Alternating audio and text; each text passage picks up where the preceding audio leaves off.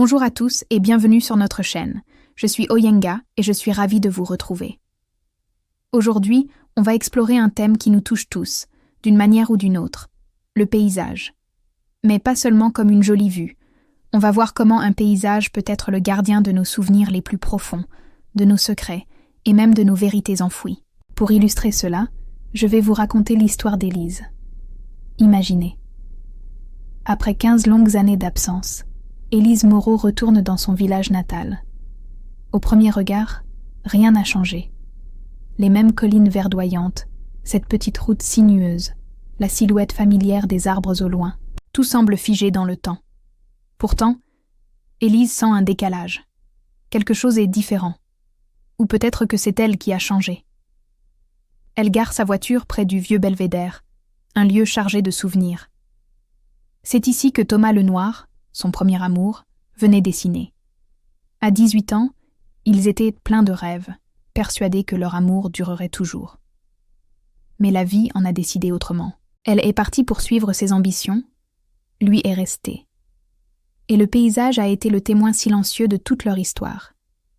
Il a entendu leurs promesses chuchotées, absorbé la tension de leurs disputes, et assisté à leur dernier regard avant la séparation. En bas, le lac scintille, d'un calme presque inquiétant.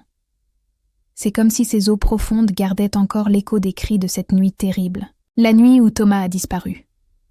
La version officielle, un accident tragique, une chute, un pas de trop dans l'obscurité. Mais Élise, au fond d'elle, sait que ce n'est pas toute la vérité. Elle se souvient de la colère qui brûlait dans les yeux de Thomas ce soir-là. Une colère qu'elle n'a jamais révélée. Elle a choisi de se taire, de fuir. Aujourd'hui, face à cet horizon immuable, elle comprend enfin pourquoi elle est revenue.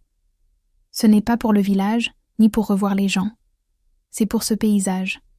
Car lui, il n'a rien oublié. Chaque rocher semble porter le poids de ce qui n'a pas été dit.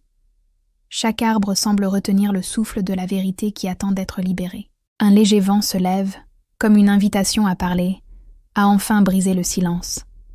Élise sort de son sac un vieux carnet qu'elle garde précieusement depuis toutes ces années. Ses mains tremblent, mais les mots finissent par couler sur le papier. Elle écrit tout, sans filtre, sans omission. Le lendemain, le cœur plus léger mais encore lourd, elle se rend au poste de police. En quittant le belvédère pour la dernière fois, le paysage n'a pas changé, non. Mais son regard sur lui, oui. Élise comprend alors que certains paysages ne sont pas juste là pour être admirés. Ils sont là pour nous confronter à nous-mêmes, pour nous obliger à faire face à ce que nous avons fui. Cette histoire nous montre bien que le paysage est bien plus qu'un simple décor. C'est une rencontre entre la nature et notre regard, notre âme. C'est une émotion, un instant suspendu, une présence.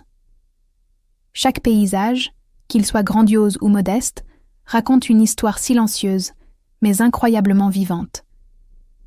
Les montagnes nous parlent de force et de résilience. La mer respire au rythme des marées. Et les champs murmurent les secrets du vent. Un paysage n'est jamais le même. Il se transforme avec la lumière, les saisons, l'heure du jour.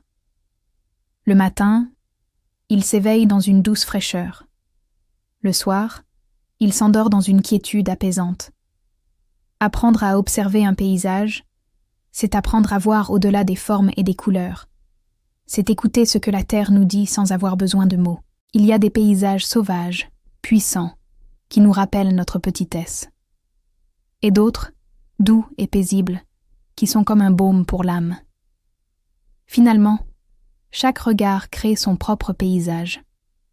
Le même endroit peut nous paraître joyeux ou mélancolique, selon l'état de notre cœur. Les artistes, les poètes, les peintres ont toujours essayé de capturer cette essence. Mais comment traduire avec des mots ou des pinceaux toute la profondeur d'un coucher de soleil sur l'océan ou le silence d'une forêt enneigée? C'est une mission quasi impossible. Le paysage est une véritable école de silence et d'émerveillement. Il nous invite à ralentir, à simplement être là, à respirer en harmonie avec le monde. Face à lui, on se sent à la fois minuscule et infiniment connecté à quelque chose de plus grand que nous. Ils nous relient à la nature dans un souffle commun. Certains paysages marquent notre vie et restent gravés en nous pour toujours. Ils deviennent des refuges intérieurs, des lieux de paix où notre esprit peut voyager quand il en a besoin. Le paysage n'appartient à personne, il se donne à qui veut bien le regarder. Et peut-être que le plus beau paysage n'est pas celui que l'on voit avec nos yeux, mais celui que l'on porte précieusement au fond de notre cœur. Merci beaucoup de m'avoir écouté aujourd'hui. J'espère que cette réflexion vous a plu.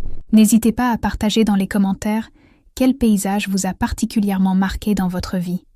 Pensez à vous abonner pour ne rien manquer de nos prochaines discussions. Prenez soin de vous et à très bientôt.